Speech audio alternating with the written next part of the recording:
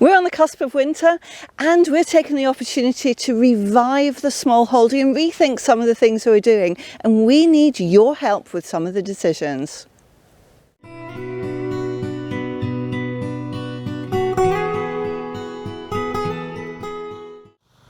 Hello, welcome to English Country Life, welcome to the garden. And I'm not quite sure in November, are we in late autumn, are we in early winter? Today it feels like early winter. You can tell it's cold when the Carhartt coat comes out, this great big blanket line thing that I wear when I'm feeling a bit chilly.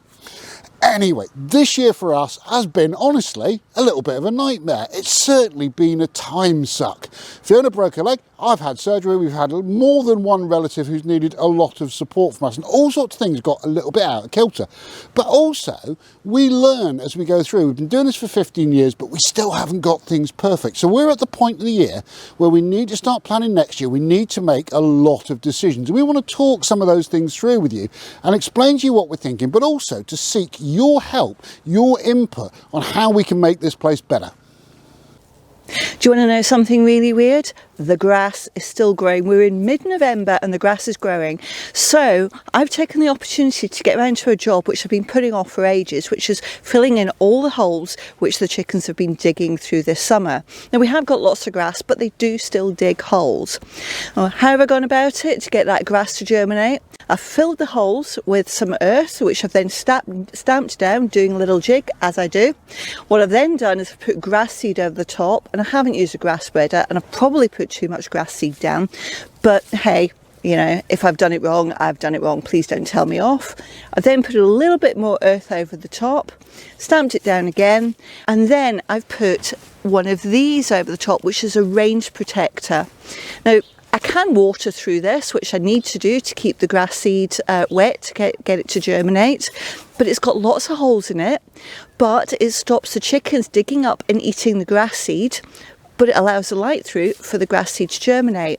Now, they don't make these anymore, and this is my question. Does anybody know of anything that I can get hold of which would duplicate this at the moment? We have looked at horse mud mats, but to be honest, there's more rubber than holes, so the grass seed won't germinate because the light doesn't get through. So if you do know of anything like this that's available now, please put it in the comments down below. Okay, I've got two crop growing questions for you, and I'm going to do them in order. No, number one, spring onions. I'm doing a lot of cooking, a lot of sort of Chinese, Thai, Malay cooking at the moment. Everything needs spring onions. To get me through winter, I reckon I need about 15 a week, which is probably 300 by the time the weather warms up again in the spring. And I haven't planted that many this year. Now, I've got some in big pots outside, I've got some in small pots in the greenhouse. It's a start. But for next year, I want to be better at it. So what do? Do I plant a lot in a bed, maybe August, hope they go dormant? Do I plant a lot in the greenhouses? Do I plant them earlier and cut and freeze? Can you even freeze spring onions successfully? Any of you who've successfully achieved a winter's worth of spring onions, please give me some tips and tricks. Let me know how I'm going to achieve it next year. So, firstly, real life, yes, this greenhouse is a mess, and yes, we're still getting fresh tomatoes off it. And this has been our tomato greenhouse this year. It's just about gone over, but it is November, and I'm about to pull out all these tomatoes. But here's my dilemma. Where we are here, we've got a couple of problems. Problem number one is, because it's a big potato growing area, there's a lot of blight spores in the air, and if we don't grow undercover, honestly, we will not get to harvest a tomato. Problem number two is it's a very high wind area. But here's the thing. This year in this 12 by 8 greenhouse, we had it full of tomatoes, as you can see, and I didn't get anywhere near enough, and I got too many. It's too many for fresh use in sort of summer and autumn, but not enough for preserving for winter and spring. Now, a few years ago, we had a polytunnel up that way where we've now got the big winter walk-in run for the chickens, and with that, we did get enough. So we're thinking we really need more undercover kind of glass house type space for growing things like tomatoes.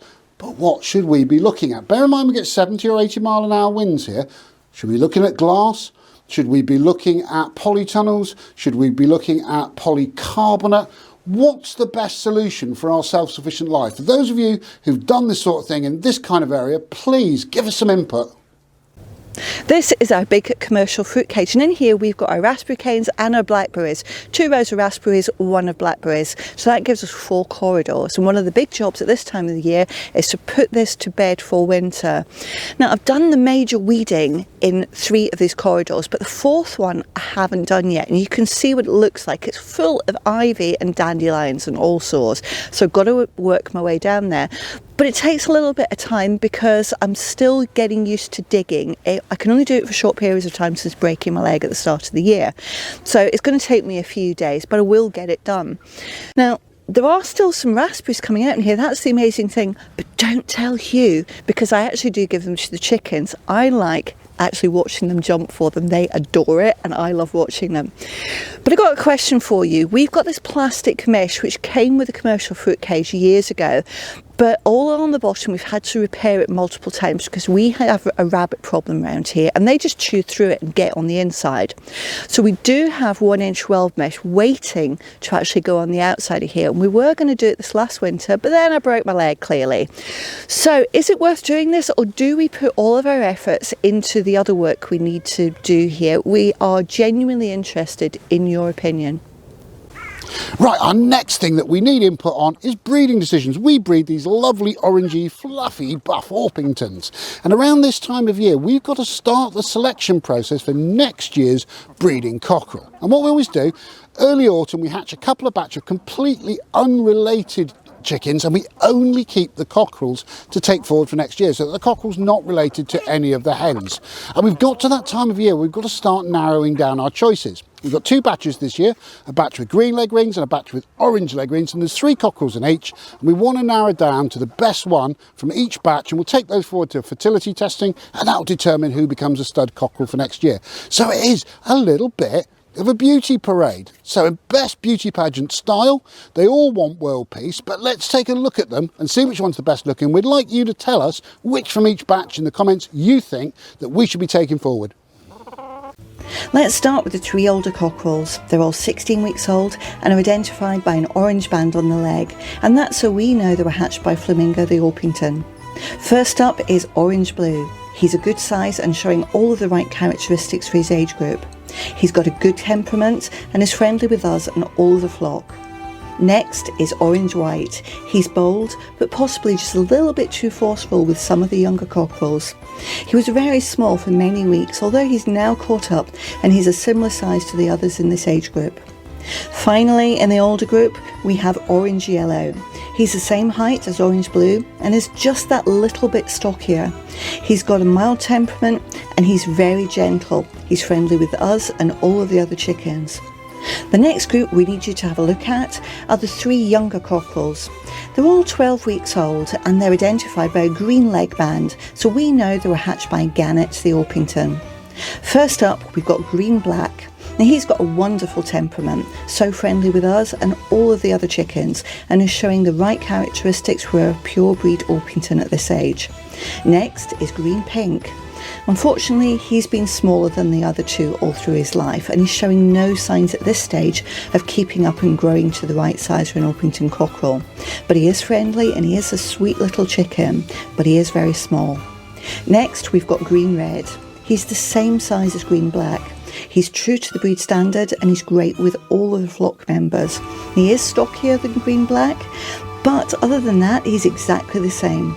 Now, which would you choose?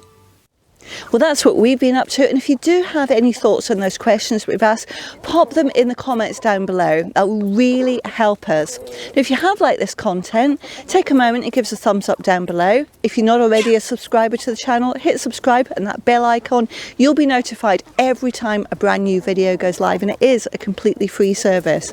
But for now, thanks for watching and we look forward to seeing you next time.